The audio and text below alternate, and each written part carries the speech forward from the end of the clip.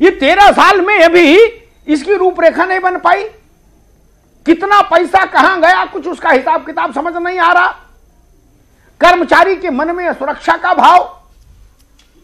और अब ये एक नई बात जो आई, ये बात बड़ी मौलिक है और इस पर चिंतन भी होना चाहिए कि जो लोग, जो राजनेता हैं, जो जनता के सेवक हैं, सांसद और विधायक, उन्होंने अपना जीवन सुरक्षित कर लिया। यावत जीवेत सुखम जीवेत। और कर्मचारी से कहा तुम जानो, तुम्हारा नसीब जाने, बाजार जाने। बंधु जी, अभी डिबेट में बातें निकल के आई, कहा जा रहा है होना चाहिए, हम सहमत हैं, हमें करना चाहिए, ऐसा बिल्कुल सही है। करेगा कौन? करेगा कौन? सत्ता पक्ष बैठा है सामने, विपक्ष बैठा है सामने, करेगा कौन? किसको आप बता रहे हैं ये होना चाहिए, नहीं होना चाहिए? ये तो आज पिछले 14 साल से चल रहा है। तो आप 14 साल में इस मुद्दे को, मैं तो सबसे पहले सर आपको बधाई देना चाहता हूँ, आपके चैनल को बधाई देना चाहता हूँ कि जनवादी मुद्दे पर कम से कम डिबेट हो रही है और आप इसको लिए कई बार प्रयास किए सर।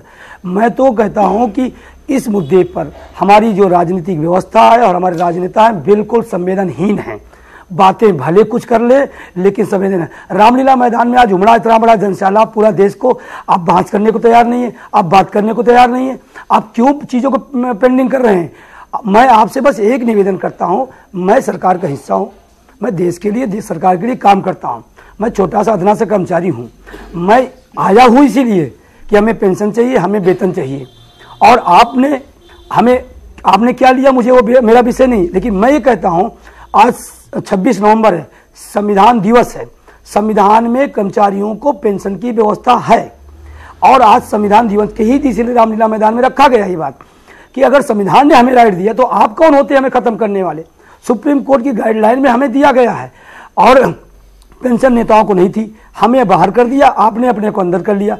और जब हमारे को दिया जाता है तो हमें बताया जाता है कि भार पड़ रहे हैं।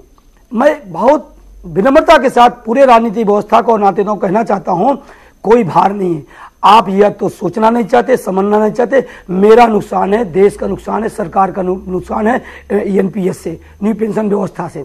आप सर्च तो करिए, 14 साल हो गए जिस व्यवस्था को आप इंप्लीमेंट नहीं कर पाए। एक बड़ा सवाल है, इंप्लीमेंट नहीं कर पाए। आप क्या दोगे क्या नहीं दोगे तो बात का बात होगा, क्या करोगे क्या नहीं करोगे बात की, इंप्लीमेंट नहीं। आज पूरे हिंदुस्तान के अंदर लाखों लोग ऐसे जिनका कुछ नहीं कर रहा।